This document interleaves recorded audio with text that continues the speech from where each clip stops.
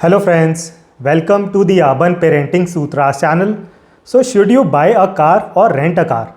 Should you buy a car on loan or by cash? इस तरह के काफ़ी क्वेश्चंस रहते हैं लोगों के दिमाग में एंड आज के वीडियो में मैं आपको इन सभी क्वेश्चंस का आंसर देने वाला हूँ। इस टॉपिक पर आपको पूरी क्लैरिटी मिलने वाली है आज के वीडियो में एंड इस वीडियो को देखने के बाद आपके मन में कार बाइंग के रिगार्डिंग कोई क्वेश्चंस कोई डाउट्स नहीं रहने वाले हैं। तो ज़रूर इस वीडियो को आप एंड तक देखें, वीडियो को लाइक करें एंड चैनल को ज़रूर सब्सक्राइब करें। तो चलिए शुरू करते हैं। तो पहली चीज़, as a parent having a car is a necessity for you. तो अगर आप पेरेंट बनने वाले हैं या आप ऑलरेडी पेरेंट बन चुके हैं, अ car is one of the first things that you should buy, because बहुत ही ज़रूरी है कि एज अ पेरेंट आपके पास गाड़ी हो। बिकॉज अगर आप रियलाइज़ करें, हमारी कंट्री में weather is at extremes most of the times. तो अगर मैं स्पेशली नॉर्थ इंडिया की बात करूं तो वेदर या तो बहुत ठंडी होती है या फिर बहुत गर्मी रहती है या फिर बारिशें हो रही होती हैं एंड डस्ट तो पूरे साल रहती है। And not only in north India, हमारी पूरी कंट्री में हर सिटी में बहुत डस्ट रहती है। एंड उसके अलावा सेफ्टी फैक्टर तो है ही। अभी तक हमारी रोड्स, हमारी कंट्री में जो रोड्स हैं अभी तक इतनी सेफ नहीं हुई हैं। तो definitely having a car is a necessity for you as a parent. तो अब आपके मन में एक कॉमन क्वेश्चन आएगा कि हमें कार क्यों खरीदनी चाहिए, क्यों ना हम हमेशा ओला उबर ही यूज़ कर लें। तो मैं आपको यहाँ पर बताना चाहूँगा, देखिए ओला उबर या इस तरह की जो कैब सर्विसेज हैं वो आप कभी कभी यूज़ कर सकते हैं basis of the situation. But अगर आप ओला उबर पर ही डिपेंड करते हैं हमेशा, तो ये एक बहुत ही डेंजरस स्ट्रैटेजी है। एंड आई नो आपको इस तरह के काफ़ी फिनेंशियल एनालिसिस मिलेंगे यूट्यूब पर ही, जिसमें आपको बताया जाएगा कि अगर आप गाड़ी खरीदते हैं तो फिनेंशियली आपके लिए बहुत ही एक बुरा डिसीजन है ये, उसमें आपको बहुत खर्चा करना पड़ेगा। एंड अगर आप हमेशा ओला उबर यूज़ करते हैं तो that is a very good financial decision. इस तरह के आपको बहुत फिनेंशियल एनालिसिस मिलेंगे। बट इन सभी फिनेंशियल एनालिसिस में 3 फैक्टर्स को बिल्कुल भी इंक्लूड नहीं किया जाता है। तो पहला फैक्टर है, देखिए ये जो कैब सर्विसेज हैं they are also very costly. तो जो फिनेंशियल एनालिसिस किए जाते हैं उसमें एक फ्लैट रेट अज्यूम किया जाता है ओला उबर जैसी कैब सर्विसेज का। But if you realise the rates are very very unpredictable. No one can predict the rates of Ola और उबर, बिकॉज इन सभी सर्विसेज में एक तरह की सर्च प्राइसिंग रहती है, कुछ पीक प्राइसिंग करके रहती है। तो अगर वेदर एक्सट्रीम है या कुछ बारिश हो गई है या इस तरह की कुछ भी अगर थोड़ी एबनॉर्मल सिचुएशन होती है इन दी वेदर और आउटसाइड, तो जो ओला उबर जैसे सर्विसेज हैं they go for some surge pricing और पीक प्राइसिंग। एंड उस केस में जो आपका एक्सपेक्टेड रेंट था हो सकता है उससे आपको 2 टाइम्स या 3 टाइम्स ज़्यादा पे करना पड़े। तो इन दैट केस फिनेंशियली भी ये एक सही डिसीजन नहीं है, just depending on the Ola Uber services all the time. Second factor, Ola Uber के चक्कर में आप बहुत टाइम भी वेस्ट करते हैं, because all of us know in cab services में बहुत कैंसलेशंस होते हैं due to some reason. Drivers reject कर देते हैं राइड को एंड और भी बहुत रीजंस हैं जिनकी वजह से हो सकता है आपने कैब की बुकिंग करी एंड आपकी राइड कैंसिल हो सकती है। एंड अगर आप कहीं पर अर्जेंटली जाना चाहते थे या ऐसी कुछ रिक्वायरमेंट थी जहाँ पर आपको अर्जेंसी थी, तो उस केस में अगर आपकी राइड कैंसिल हो जाती है तो आप वो काम शायद कर ही ना पाए, राइट। तो ये था सेकेंड फैक्टर। तीसरा factor, see you have to realise that Ola Uber या किसी भी कैब सर्विस में बच्चों के लिए, स्पेशली छोटे बच्चों के लिए, हाइजीन फैक्टर भी आपको ज़रूर कंसिडर करना चाहिए। Because see at the end of the day कितना भी अच्छे से मेंटेन करके रखा हो, a cab is a public property. एक कैब के अंदर डेली बहुत सारे लोग, अलग अलग लोग ट्रैवल करते हैं, अलग अलग तरह से यूज़ किया जाता है कैब का। एंड बच्चों का तो आपको पता है, स्पेशली जब छोटे बच्चे होते हैं वो तो हर चीज़ को मुंह में डालकर ही एक्सपीरियंस करते हैं। तो आपके बच्चे, छोटे बच्चे कैब में जाएंगे, इधर उधर हाथ लगाएंगे एंड उसके बाद वो खेल खेल में अपने मुंह में डाल लेते हैं उस हाथ को। तो हाइजीन फैक्टर भी है जो आपको रियलाइज़ करना है। तो इन रीज़न्स की वजह से मैं आपको रिकमेंड करूँगा कि आप ओला उबर पर हमेशा मत रिलाई करें। देखिए, सिचुएशन के बेसिस पे हो सकता है आपको एयरपोर्ट जाना है जहाँ पर आपको पार्किंग नहीं मिलेगी, या आपको रेलवे स्टेशन जाना है, तो उस तरह के एंड इस तरह के अलग अलग कुछ केसेस हो सकते हैं। उन केसेस में you can rely on Ola Uber. But आप अगर ओला उबर पर पूरी तरह डिपेंडेंट हैं तो ये एक सही स्ट्रैटेजी नहीं है। तो यहाँ तक हमने बात करी कि क्यों आपको गाड़ी खरीदनी चाहिए एज अ पेरेंट। अब आगे मैं आपको बहुत इंपॉर्टेंट एक फैक्टर बताऊँगा, do not buy a car to impress people. देखिए, अगर आप एक गाड़ी इसलिए ख़रीद रहे हैं ताकि आप लोगों को इम्प्रेस कर पाएँ, ताकि आप शो ऑफ कर पाएँ, फिर तो sky is the limit, because car का बजट कैन बी अनलिमिटेड। हर बजट में गाड़ियाँ आती हैं एंड आपकी पूरी सेविंग्स कार में ही जा सकती हैं। एंड हो सकता है आप अपने बजट के बियॉन्ड जाकर, हो सकता है आपने अपने बजट से 2 गुना ज़्यादा स्पेंडिंग करी गाड़ी पे, एंड आपने ये सोचा कि लोग इम्प्रेस हो जाएंगे, बट कुछ लोग होते हैं वो तब भी इम्प्रेस नहीं होते हैं। तो हो सकता है आप तो नई गाड़ी लेकर आए, 20 लाख की गाड़ी, 25 लाख की गाड़ी लेकर आए, एंड जिनको आप इम्प्रेस करना चाहते थे, अपने फ्रेंड को लेट से आप इम्प्रेस करना चाहते थे, तो आपके फ्रेंड स्टिल उसमें कुछ आपको कमी गिना देंगे। तो आपके फ्रेंड हो सकता है आपको इस तरह की कमेंट दें कि अरे 25 लाख की तुमने ये गाड़ी खरीदी, तुम तो दूसरी गाड़ी खरीद लेते, उस गाड़ी में तो 6 एयरबैग्स हैं, या उस गाड़ी में तो सनरूफ भी था, या उस गाड़ी में तो तुम्हें और फीचर्स मिल जाते।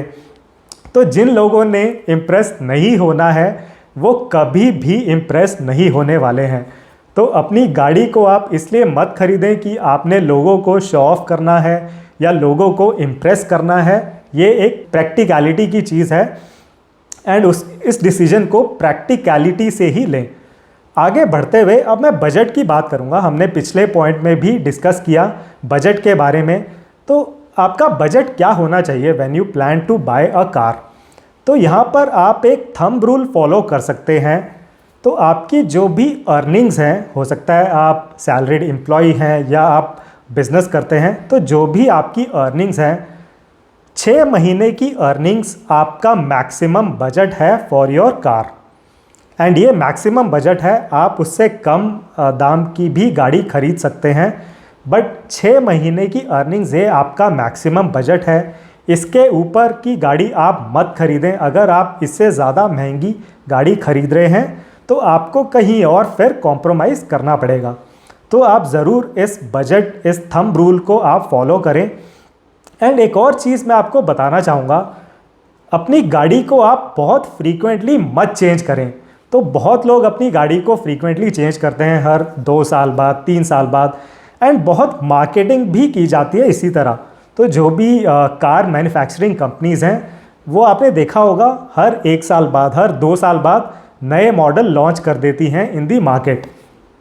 एंड आपको जो सेल्स पीपल हैं, आपको जो डीलर हैं, वो फ़ोन करेंगे कि सर और मैम ये नया मॉडल आ गया है इस गाड़ी का, तो आप ये ख़रीद लीजिए। आपके पास पुराना मॉडल है, उसका हम आपको बहुत अच्छा कैशबैक दे देंगे, आप आकर अपनी पुरानी गाड़ी हमें दे दीजिए, हम उसका आपको कैशबैक दे देंगे, एंड आप ये नई गाड़ी, नया मॉडल ले जाइए। तो इस तरह की बहुत मार्केटिंग की जाती है by the car manufacturing companies. Again, आप इस ट्रैप में मत फंसें। अगर आप बार बार अपनी गाड़ी को चेंज करते हैं, अगेन आपकी सारी सेविंग्स वहाँ पर जा सकती हैं। तो अब आपको करना क्या है? देखिए, मेरी तरफ से क्लियर रिकमेंडेशन ये रहेगी कि आप एक नई गाड़ी खरीदें। आपके बजट को पहले कैलकुलेट करें आप, फिर आप एक नई गाड़ी खरीदें basis of your budget, and उस गाड़ी को आप पूरा यूज़ करें, फ्रीक्वेंटली ना चेंज करते हुए। आई वुड से उसको आप लंबा चलाएं, 10 साल चलाएं। एंड अगर आप अपनी गाड़ी को वेल मेंटेन रखते हैं, टाइमली सर्विस कराते हैं, साफ़ सफाई रखते हैं, तो आप रियलाइज़ करेंगे आपको आपकी गाड़ी 10 साल तक नए जैसी ही लगने वाली है, एंड आप अपनी गाड़ी को लंबे समय तक बहुत ईजीली यूज़ भी कर पाएंगे। तो आपको ये चीज़ ज़रूर रियलाइज़ करनी है। एंड अगेन, बहुत लोग इसलिए अपडेट करते हैं अपनी गाड़ी या इसलिए चेंज करते रहते हैं अपनी गाड़ी, because they think that their car is their status. तो अगेन, मैं आपको बताना चाहूँगा, ये एक गलत माइंडसेट है। आपकी गाड़ी आपका स्टेटस नहीं है, आप खुद ही अपना स्टेटस हैं। आप किस तरह बिहेवियर करते हैं, किस तरह आप बात करते हैं, आपका माइंडसेट, आपकी सोच किस तरह की है, that will define your status. तो अगर मैं आपको एक एग्जांपल दूं, हो सकता है आपने 1 करोड़ रुपए की, 2 करोड़ रुपए की गाड़ी खरीद रखी है, लेकिन आप अगर गाड़ी से उतरने के बाद रूड बिहेवियर करते हैं या बहुत ही गंदा बिहेवियर करते हैं लोगों के साथ, तो देखिए गाड़ी की अपनी रिस्पेक्ट होने वाली है। गाड़ी की रिस्पेक्ट ज़रूर है कि गाड़ी 2 करोड़ की है, उस गाड़ी की रिस्पेक्ट होने वाली है, आपकी रिस्पेक्ट नहीं होने वाली है अगर आप रूड बिहेवियर करते हैं। आपकी रिस्पेक्ट आपके अच्छे बिहेवियर से ही होने वाली है। तो आप ज़रूर इस पॉइंट को रियलाइज़ करें। Do not buy a car to show off to people, to impress people. Again practicality की चीज़ है, प्रैक्टिकलिटी के साथ ही सोचें अपनी गाड़ी के बारे में। मूविंग ऑन, एक और बहुत ही नॉर्मल जनरल क्वेश्चन रहता है लोगों के दिमाग में, should you buy a car on loan और बाय कैश। तो मैं आपको बताना चाहूँगा, अपनी गाड़ी को आप लोन पर बिल्कुल मत खरीदें। देखिए, आप बैंक से लोन लेते हैं फॉर एप्रिशिएटिंग एसेट्स। तो फॉर एग्जांपल आप लोन लेते हैं बैंक से फॉर रियल एस्टेट। तो अगर आप सेल्फ यूज़ के लिए लेते हैं रियल एस्टेट, तो आप उससे अपना रेंट बचाते हैं। And on the other hand, अगर आप खुद ना रहते हुए इन दी रियल एस्टेट, आप उसको खुद नहीं यूज़ करते हैं, तो आप उसको रेंट पे चढ़ा देते हैं, उससे आपके पास रेंटल इनकम आती है, राइट। तो उससे आपकी अर्निंग्स और बढ़ती हैं एंड वो एक एप्रिशिएटिंग एसेट है।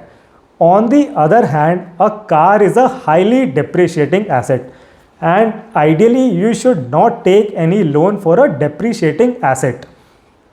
एंड अगर आपको लगता है कि आप काफ़ी पैसे का क्रंच महसूस कर रहे हैं, तो I would say rather than buying a new car, आप एक अच्छी सेकेंड हैंड गाड़ी खरीद सकते हैं एंड आप एक एंट्री लेवल हैचबैक खरीद सकते हैं। उसमें भी आपको काफ़ी अच्छे ऑप्शंस मिल जाएंगे। तो आप सेकेंड हैंड गाड़ी खरीद लें या फिर एक एंट्री लेवल हैचबैक खरीद लें, जो आपको अच्छे वाजिब दाम में अच्छी गाड़ी मिल जाएगी, राइट। एंड बहुत एक बड़ा रीज़न है क्यों मैं आपको सजेस्ट कर रहा हूँ कि आपको लोन नहीं लेना चाहिए for a car, because you have to realise, एक बार जब आप सोचते हैं कि मैं लोन लेने वाला हूँ फॉर बाइंग अ कार, फिर आप बजट का बिल्कुल नहीं सोचते हैं। अगेन मैं आपको यहाँ पर एक अगर एग्जांपल बताऊँ, हो सकता है आपने अपना बजट कैलकुलेट किया for buying a car and आपका बजट था 6 लाख रुपए एंड 5 लाख रुपए आपने बैंक से निकाल लिए एंड 1 लाख रुपए का आपने लोन ले लिया, which is an okay amount, बहुत ज़्यादा अमाउंट नहीं है एंड इतने कम अमाउंट का आप लोन ले सकते हैं फॉर अ कार। तो 5 लाख रुपए आपकी अपनी cash contribution, 1 lakh rupees is the contribution by the bank. उसके बाद आप रियलाइज़ करते हैं कि अरे 6 लाख में मुझे ये गाड़ी मिल रही है, मैं 8 लाख की गाड़ी खरीद लेता हूँ, मैं 1 लाख की बजाय 3 लाख रुपए का लोन ले लेता हूँ from the bank and 8 lakh रुपए में मुझे एक बेटर गाड़ी मिल जाएगी। तो आप अपना बजट 6 लाख से 8 लाख कर देते हैं। फिर आप सोचते हैं कि नहीं, मुझे ये 10 लाख वाली गाड़ी लेनी चाहिए, उसमें तो और ज़्यादा फीचर्स हैं। फिर आप सोचते हैं नहीं, मुझे 12 लाख वाली, फिर आप सोचते हैं नहीं, वो 15 लाख वाली गाड़ी लेनी चाहिए, उसमें तो मुझे सनरूफ मिल रहा है, ऑटोमेटिक मिल रही है एंड बहुत फीचर्स मिल रहे हैं। तो यहाँ पर अगर आप रियलाइज़ करें, इनिशियली आपका बजट था 6 लाख रुपए for the car and loan आप बढ़ाते गए एंड आपका बजट फिर हो गया 15 लाख। तो अब आपने बैंक से लिया है लोन ऑफ 10 लाख रुपीज़, आपका अपना contribution is still 5 lakh rupees and 10 lakh का आपने लोन ले लिया है, जबकि आप पहले लोन लेने वाले थे ऑफ ओनली 1 लाख रुपीज़। तो इसलिए मैं आपको रिकमेंड करूँगा, आप कार खरीदने के लिए बैंक से लोन बिल्कुल मत लें एंड अगर आपको रिक्वायरमेंट हो तो कम से कम कंट्रीब्यूशन रखें बैंक का। डेफिनेटली 80%, 70% बैंक का कंट्रीब्यूशन मत रखें। तो ये कुछ बहुत ही प्रैक्टिकल टिप्स एंड पॉइंटर्स मैं आपको बताना चाहता था आज के वीडियो में। आई होप इस वीडियो से आपको काफ़ी क्लैरिटी मिली होगी एंड आपके मन में इस वीडियो को देखने के बाद कोई क्वेश्चन, कोई डाउट नहीं रहने वाला है about car buying decision. And I hope you like the content in this video. इस वीडियो को ज़रूर लाइक करें, चैनल को सब्सक्राइब करें एंड आपका अगर कोई पर्सनल क्वेश्चन है, क्वेरी है, तो आप मेरे व्हाट्सएप नंबर पर भी मुझे रीच आउट कर सकते हैं। आपको मेरा व्हाट्सएप नंबर मेरे चैनल के किसी भी वीडियो के डिस्क्रिप्शन सेक्शन में मिल जाएगा। So thank you very much for watching this video. See you in the next one.